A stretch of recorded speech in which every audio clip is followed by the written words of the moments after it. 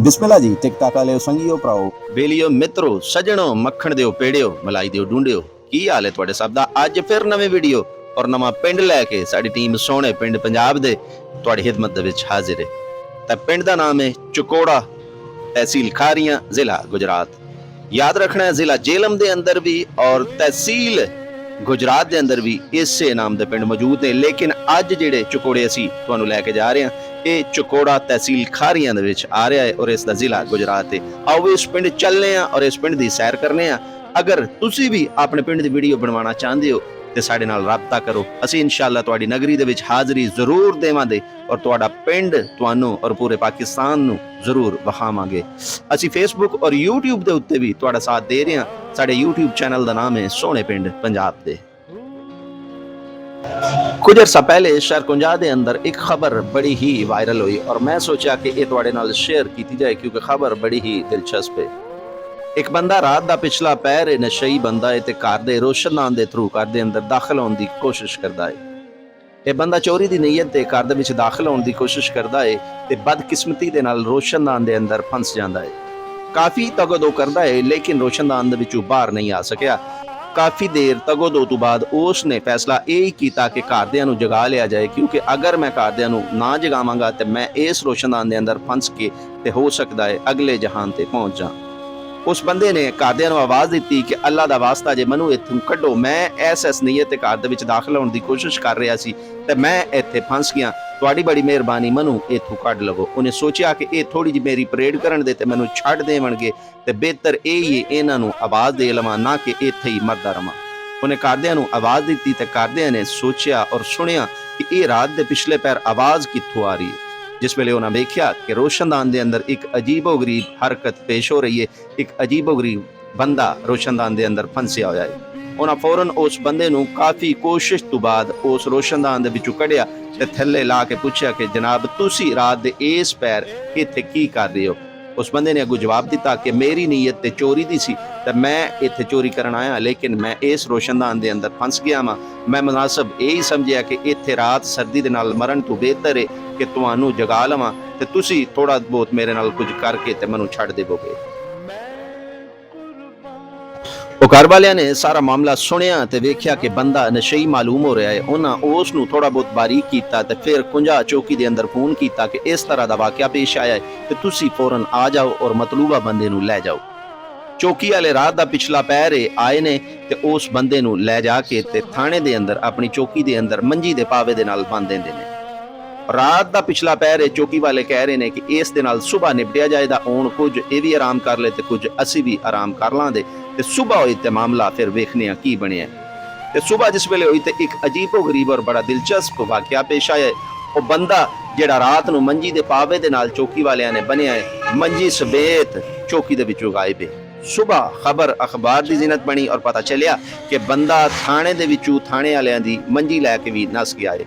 ਇਹ ਖਬਰ ਬੜੀ ਵਾਇਰਲ ਹੋਈ ਔਰ ਆਲਾ ਹੁਕਾਮ ਤੱਕ ਪਹੁੰਚੀ ਤੇ ਉਹਨਾਂ ਵਾਕਿਏ ਦਾ ਨੋਟਿਸ ਲਿਆ। ਸ਼ਾਇਦ ਇਹ ਬੰਦਾ ਫਿਰ ਫੜਿਆ ਗਿਆ ਵੇ, ਲੇਕਿਨ ਚੌਕੀ ਵਾਲਿਆਂ ਨੂੰ ਸ਼ਾਇਦ ਮੁਅੱਤਲ ਕਰ ਦਿੱਤਾ ਗਿਆ। ਤੇ ਇੰਜ ਦੇ ਅਜੀਬੋ ਗਰੀਬ ਵਾਕਿਆਤ ਵੀ ਜਿਹੜੇ ਨੇ ਸਾਡੀ ਜ਼ਿੰਦਗੀ ਦਾ ਹਿੱਸਾ ਨੇ, ਜਿਹੜੇ ਅਖਬਾਰਾਂ ਦੀ ਜ਼ੀਨਤ ਬਣਦੇ ਰਹਿੰਦੇ ਨੇ। ਤੇ ਤੁਸੀਂ ਵੀ ਇhtiyat ਕਰਿਆ ਕਰੋ। ਸਰਦੀਆਂ ਦੀਆਂ ਰਾਤਾਂ ਨੇ ਤੇ ਸਰਦੀਆਂ ਦੇ ਪੈਰ ਨੇ ਤੇ ਰਾਤ ਬੜੀ ਘਣੀ ਔਰ ਅੰਧੇਰੀ ਹੁੰਦੀ ਹੈ ਤੇ ਰਾਤ ਨੂੰ ਇhtiyat ਦੇ ਨਾਲ ਸੋਮਿਆ ਕਰੋ ਤੇ ਘਰਾਂ ਦੀਆਂ ਕੁੰਡੀਆਂ ਛੁੜੀਆਂ ਬੜੀ ਇhtiyat ਦੇ ਨਾਲ ਬੰਦ ਕਰਿਆ ਕਰੋ। ਨਾਲ ਨਾਲ ਇਸ ਤਰ੍ਹਾਂ ਦੇ ਰੋਸ਼ਨਦਾਨਾਂ ਤੋਂ ਵੀ ਜਿਹੜਾ ਛੁਟਕਾਰਾ ਹਾਸਲ ਕਰੋ ਔਰ ਇਹਨਾਂ ਨੂੰ ਬੰਦ ਕਰ ਦੇਵੋ। ਮੌਲਵੀ ਸਾਹਿਬ ਕਹਿੰਦੇ ਨੇ ਕਿ ਦਿਹਾੜੀਦਾਰ ਬੰਦਾ ਜਾਂ ਫਿਰ ਡਿਊਟੀਦਾਰ ਬੰਦਾ ਜਿਸ ਵੇਲੇ ਆਪਣੀ ਡਿਊਟੀ ਤੋਂ ਸ਼ਾਮ ਨੂੰ ਘਰ ਵਾਪਸ ਆਉਂਦਾ ਹੈ ਤੇ ਉਸ ਦਾ ਇਸਤਕਬਾਲ ਦੋ ਮੁਖਤਲਿਫ ਤਰੀਕਿਆਂ ਦੇ ਨਾਲ ਘਰ ਦੇ ਅੰਦਰ ਕੀਤਾ ਜਾਂਦਾ ਹੈ ਔਰ ਇਸ ਇਸਤਕਬਾਲ ਦਾ ਇਨਸਾਰ ਉਸ ਦੇ ਮੋਟਰਸਾਈਕਲ ਦੇ ਅੱਗੇ ਲਟਕੇ ਹੋਇਆ ਛਾਪਰਾਂ ਦੇ ਉੱਤੇ ਵੇ। ਪੂਰਾ ਦਿਨ ਡਿਊਟੀ ਕਰਕੇ ਜਾਂ ਫਿਰ ਦਿਹਾੜੀ ਲਗਾ ਕੇ ਉਹ ਬੰਦਾ ਜਿਸ ਵੇਲੇ ਘਰ ਦੇ ਅੰਦਰ ਦਾਖਲ ਹੁੰਦਾ ਹੈ ਔਰ ਮੋਟਰਸਾਈਕਲ ਦੇ ਅਗਲੀ ਸਾਈਡ ਤੇ ਦੋ ਛਾਪਰ ਟੰਗੇ ਹੁੰਦੇ ਨੇ ਤੇ ਅੰਦਰੋਂ ਇਸਤਕਬਾਲ ਵੀ ਭਰਪੂਰ ਕੀਤਾ ਜਾਂਦਾ ਹੈ।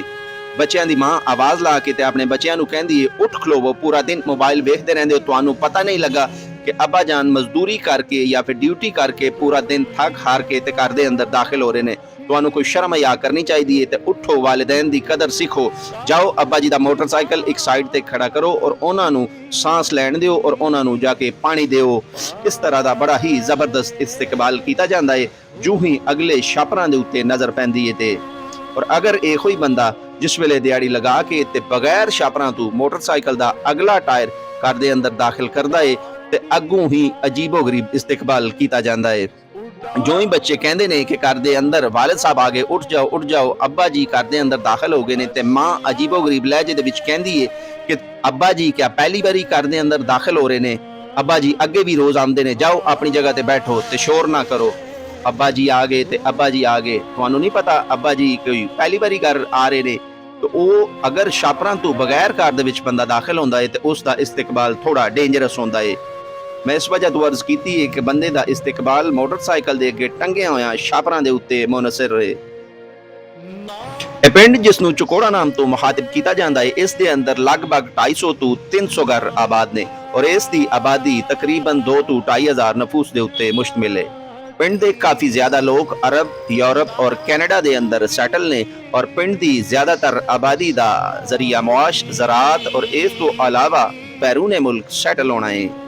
ਇਸ ਪਿੰਡ ਦੇ ਅੰਦਰ 3 ਮਸਜਿਦਾਂ ਨੇ ਜਿਨ੍ਹਾਂ ਦੇ ਵਿੱਚ ਜਾਮਿਆ ਮਸਜਿਦ ਚਕੋੜਾ ਸ਼ਰੀਫ ਵੀ ਸ਼ਾਮਿਲ ਹੈ। ਪਿੰਡ ਦੇ ਵਿੱਚ ਬੱਚਿਆਂ ਦੀ दीनी तालीम के वास्ते 2 मदारस भी काम कर रहे ने। इस तो अलावा सरकार ने पिंड के अंदर एक प्राइमरी स्कूल भी बनाया होया है।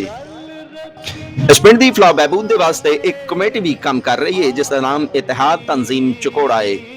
इस कमेटी ने अपने पिंड नूं एक मिसाली पिंड बनाया होया है। मैं पहले 2 वीडियोज़ दे विच इस कमेटी के कामां दा जिक्र कर चुकिया और तफसील दे नाल बयान कर चुकिया वां। इस पिंड के अंदर एक बाकायदा सिक्योरिटी मौजूद है। इस तो अलावा सफाई सुथराई के वास्ते बंदे भी हायर किए गए ने। पिंड के अंदर सिक्योरिटी कैमराज भी नसब ने। इस तो अलावा पिंड के हर घर के सामने एक स्ट्रीट लाइट का भी इंतजाम किया जा रहा है। सूबा पंजाब के अंदर बेहतरीन और एक मिसाली पिंड इहो ही है और इसका नाम चकोड़ा है जिसकी तहसील खारियां और जिला गुजरात है।